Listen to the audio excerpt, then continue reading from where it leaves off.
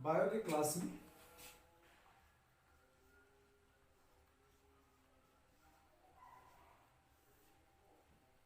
DNA replication हम लोग study में ले रहे हैं।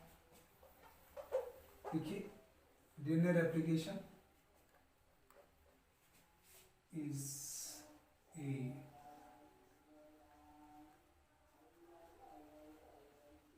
Semi conservative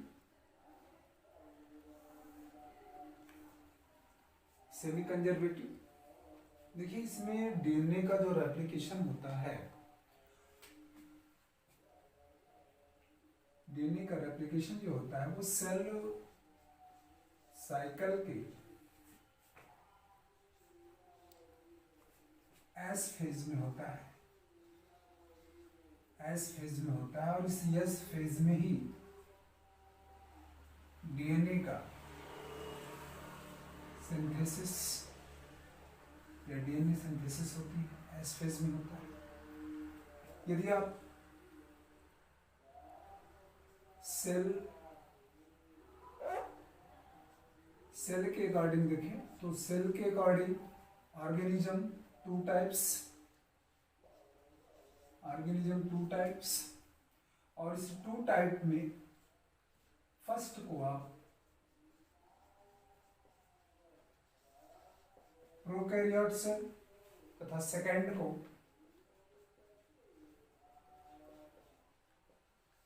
eukaryote cell. Prokaryote cell, it means one celled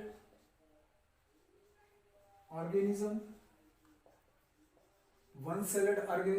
and then second eukaryotes, more than one celled organism। Clear? यदि case आप प्रोकैरियोट्स का हैंडल कर रहे हैं, प्रोकैरियोट्स को इन व्यूज में रखे हैं, like micro organism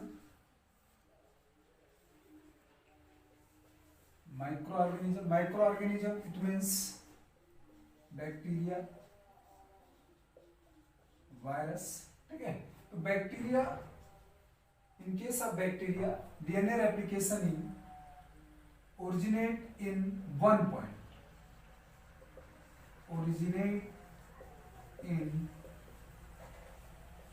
point, that is known as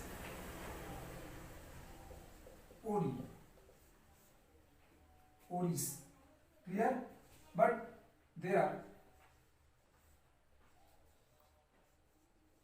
performing E. coli,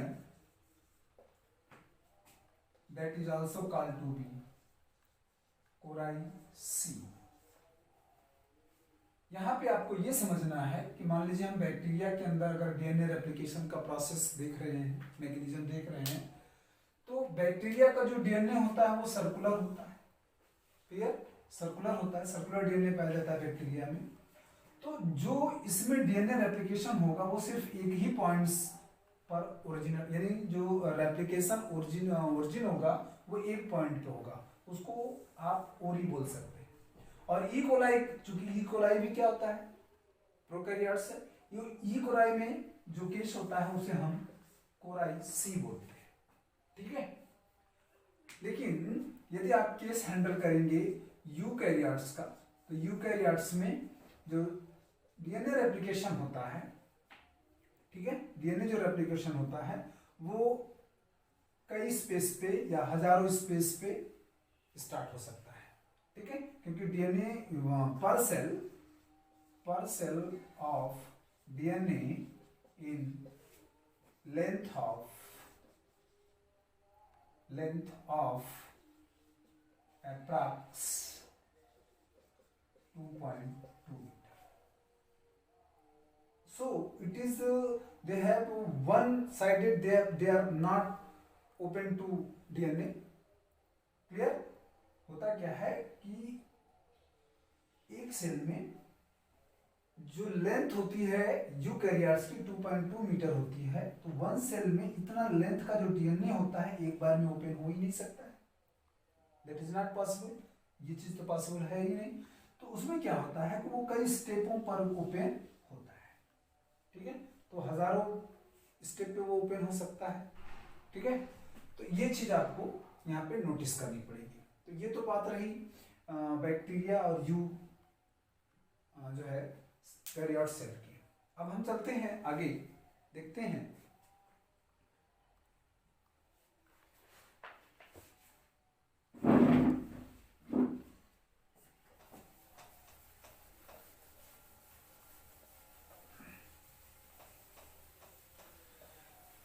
वास्तव में जो replication of DNA is a semi conservative model होता है।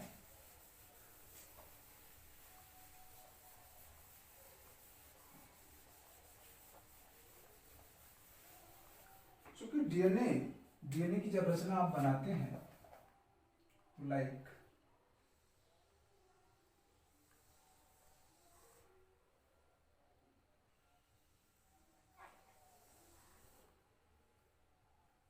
ये डीएनए है। डीएनए में ये जो स्ट्रैंड है, strand 5 prime to 5 prime to 3 prime, clear. और ये जो स्ट्रैंड है वो 3 प्राइम टू 5। क्योंकि डीएनए के जो दोनों स्ट्रैंड होते हैं, दोनों स्ट्रैंड जो स्ट्रैंड होते हैं ये एंटी पैरेलल सिचुएशन में होते हैं। Anti parallel situation, anti parallel it means like this way and then this way, ठीक है।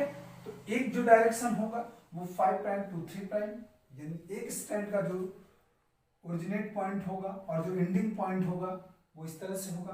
दूसरे स्ट्रैंड का जो ओरिजिनेट पॉइंट होगा और जो एंडिंग पॉइंट होगा वो इस तरह से होगा। तो ये जो दोनों स्ट्रैंड होते हैं वो क्या होते हैं, एक दूसरे के एंटी पैरेलल होते हैं। अब चूंकि ये जो डीएनए के स्ट्रैंड होते हैं इसमें रेप्लिकेशन होना होता है, तो रेप्लिकेशन जो स्टार्ट होता है वो ओल्ड स्ट्रैंड से ही स्टार्ट होता है, ध्यान रखें, क्लियर। अब लेकिन यहाँ पे एक चीज और यहाँ पे आप नोटिस करेंगे, ये जो लूप्स होते हैं, लूप्स में हाइड्रोजन बॉन्ड के थ्रू बेस पेयरिंग होती है। हाइड्रोजन बॉन्ड के थ्रू बेस पेयरिंग होती है। इसमें आप जानते हैं a pair with P, G pair with C, they have also linked to triple hydrogen bond, ये double hydrogen bond, A combined to T are called double hydrogen bond, and then C combined to G are either G combined to C, they have triple hydrogen bond, ठीक है। तो इस तरह से इनमें क्या होता है, बेस पेयरिंग होती है, ठीक है। बेस पेयरिंग के बाद इसमें आगे जब सेमी कंजर्वेटिव या डीएनए का रेप्लिकेशन का फाइंडिंग आती है, तो डीएनए रेप्लिकेशन क्या होता है, पहले भी हमने आपको बताया है कि making old DNA molecule to new DNA molecule that is known as DNA replication. यानी एक डीएनए से दो नए डीएनए के बनने की जो क्रिया होती है उसको हम डीएनए का रेप्लिकेशन या डुप्लीकेशन कहते हैं। तो अगर डीएनए का जो replication as a semi conservative होता है, तो सेमी कंजर्वेटिव में देखेंगे तो डोजन एंजाइम्स पार्टिसिपेट करते हैं प्लस प्रोटीन। इस क्रिया को परफॉर्म करने के लिए, सेमी कंजर्वेटिव मॉडल को परफॉर्म करने के लिए डोजन एंजाइम इसमें इन्वॉल्व होते हैं सेमी कंजर्वेटिव मॉडल में। जैसे एक एंजाइम है, हम आपको बता रहे हैं, जो एंजाइम इसमें स्पेशली पार्टिसिपेट करते हैं, उसमें सबसे फर्स्ट नंबर पे आता है हेलिकेज। कौन सा एंजाइम आता है, हेलिकेज। दूसरे पोजीशन पे आता है topoisomerase.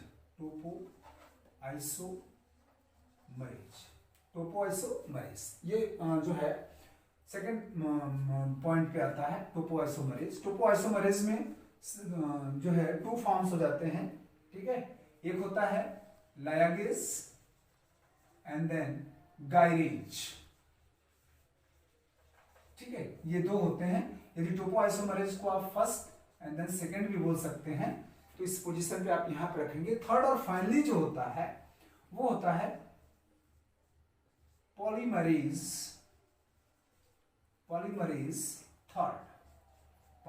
Third, included in 7 types of the enzyme.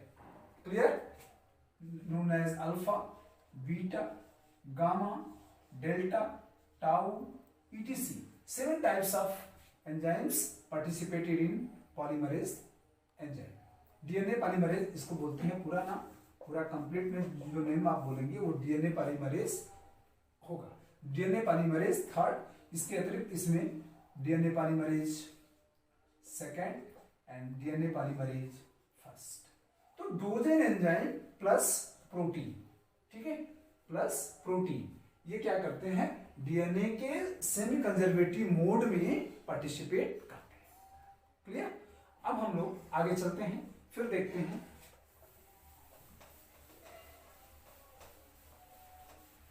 यहां पे देखिए सबसे महत्व जो सबसे फर्स्ट पॉइंट पे बात आती है वो आती है DNA unwinding. DNA unwinding and super coiling, ये फर्स्ट पॉइंट पे आता है। सेकंड पॉइंट पे आता है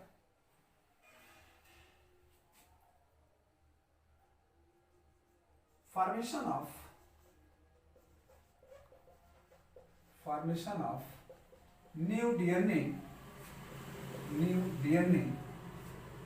chain, formation of new DNA chain। either आप अदर वर्ड्स में लिख सकते हैं elongation of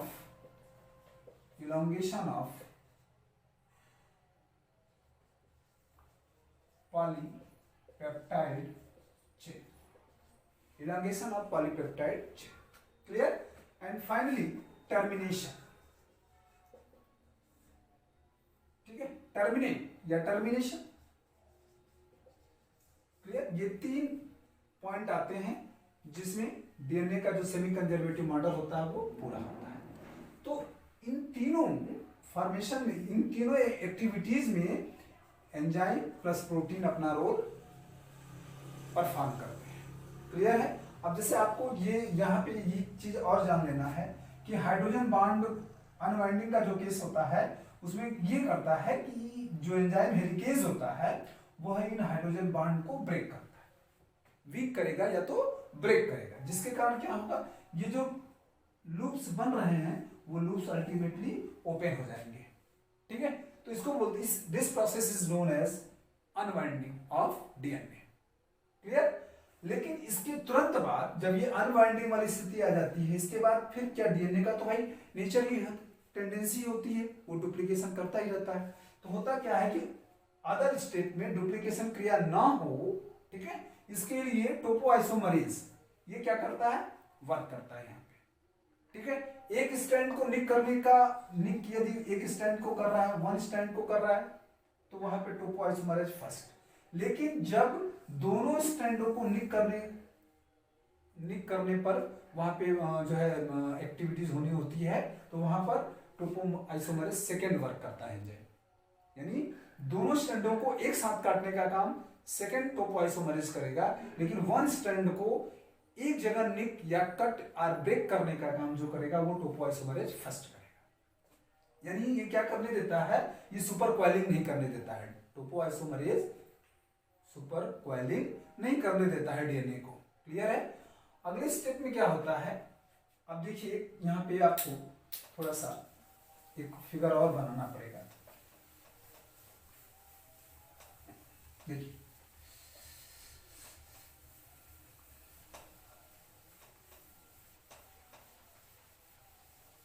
अब आप क्या करेंगे, इसमें देखिए जो प्रोसेस होता है वो है like,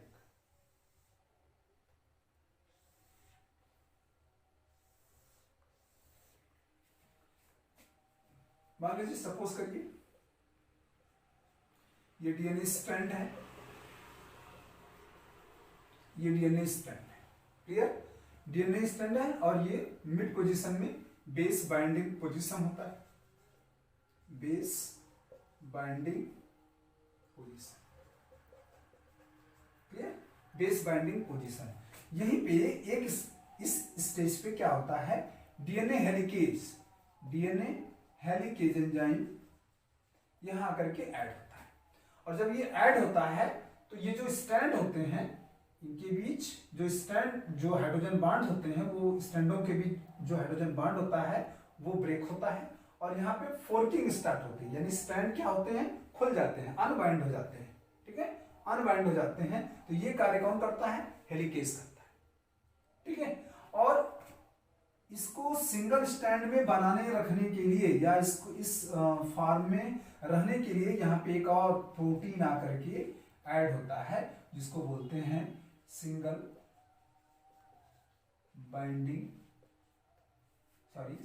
strand binding protein, single strand binding protein ये होता है, या इसको शॉर्ट में आप SSBP भी कह सकते हैं, सिंगल स्ट्रैंड बाइंडिंग प्रोटीन। ये क्या करता है, इस टेम्पलेट को स्टेबल करता है, इस टेम्पलेट को क्या करता है, स्टेबल करता है।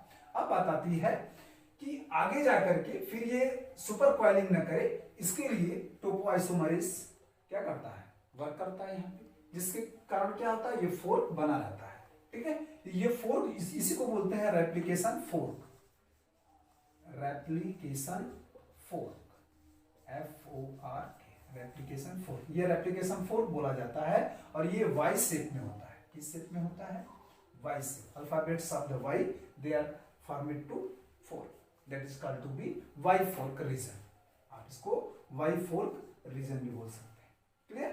अब यहाँ पे आगे चलते हैं, हम लोग देखते हैं कि पुनः जो डीएनए का संश्लेषण होता है, डीएनए सिंथेसिस होता है, तो उसके लिए क्या होता है कि स्मॉल पार्टिकल, मतलब यहाँ पे पुनः डीएनए का जो है संश्लेषण होगा, नए डीएनए के चेन के बनने की जो है प्रक्रिया आगे बढ़ेगी। इसके लिए क्या होता है कि आरएनए का छोटा सा स्ट्रैंड, आरएनए का स्मॉल फ्रेगमेंट बोल सकते हैं, स्मॉल जो फ्रेगमेंट होता है वो आकर के इसी एक साइड से आकर के बाइंड होता है।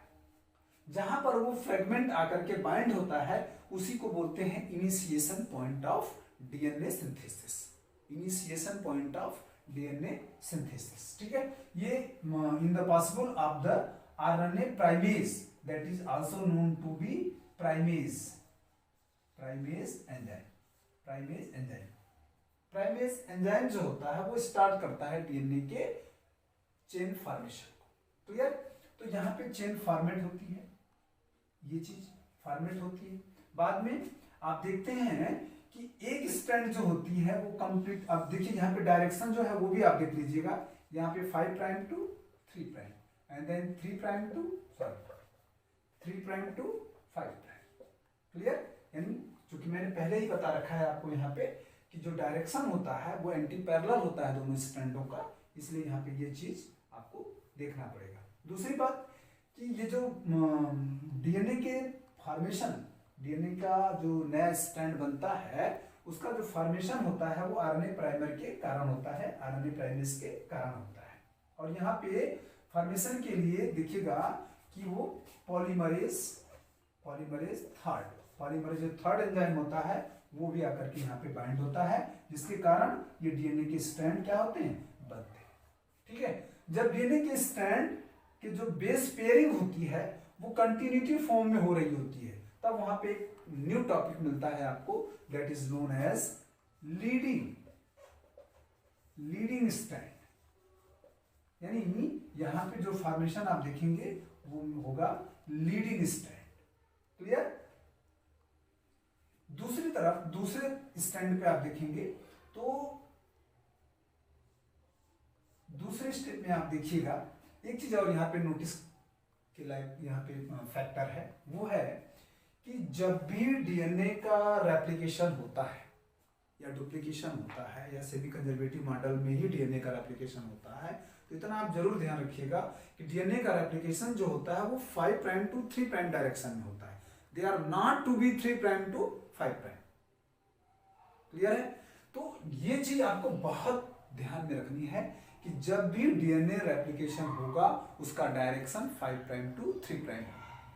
क्लियर? लेकिन जबकि दूसरे स्टैंड पे देखेंगे तो वो चीज यहीं पे यहाँ पे आपको जो है कुछ उसमें अलग पॉइंट आपको दिखेंगे, जिसके लिए एक स्टैंड आपको मिलेगा, एक स्टैंड मिलेगा। इसमें यहाँ पे देखिएगा जो आरएनए प्राइमर होते हैं वो कंटिन्यू फॉलो नहीं करते, बल्कि क्या करते हैं, वो बीच बीच में गैप देते हैं। इस तरह से आरएनए प्राइमर तो जुड़ते हैं, वो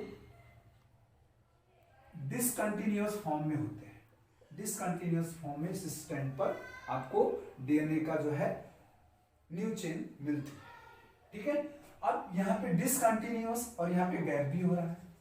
क्या हो रहा है? गैप हो रहा है। तो इस प्रकार का जो इसमें जो डायरेक्शन होगा, देखिएगा इसमें जो डायरेक्शन होगा वो 3 प्राइम टू 5 प्राइम होगा, 3 प्राइम टू 5 प्राइम होगा। फिर ये गैपिंग या जो small segment of replication of DNA होता है that is known as lagging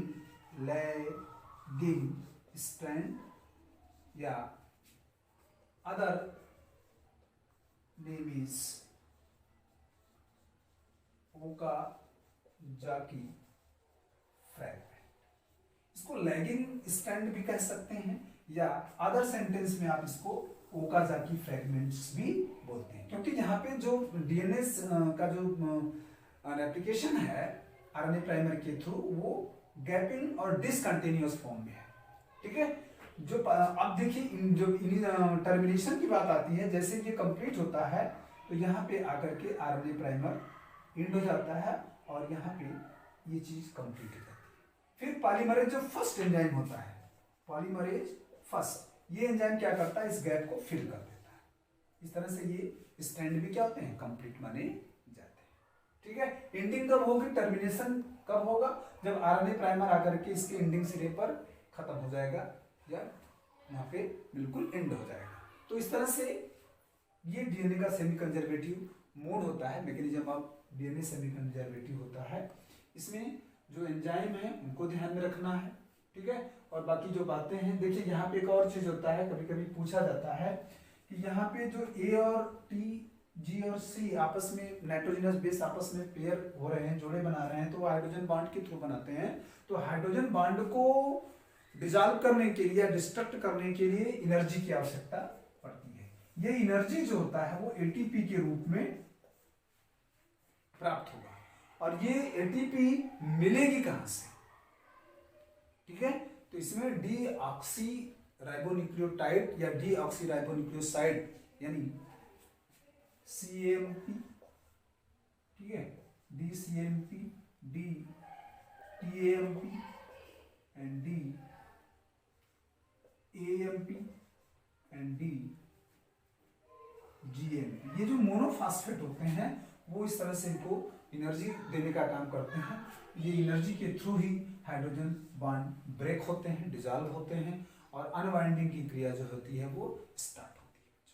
ठीक है? तो वो फॉस्फेट है, ये ग्वानिलिक मोनोफॉस्फेट, साइटोडेलिक मोनोफॉस्फेट, थाइमिडिलिक मोनोफॉस्फेट और ग्वानिलिक मोनोफॉस्फेट होते हैं। ये फॉस्फेट PO4 होता है, क्योंकि basic components of the DNA, there are 3 components are involved in DNA making in first pentose sugar and second phosphate, third nitrogenous base. Nitrogenous base are 2 types, purine and pyrimidine. So they are complete phenomena of the DNA replication as a semi-conservative mode.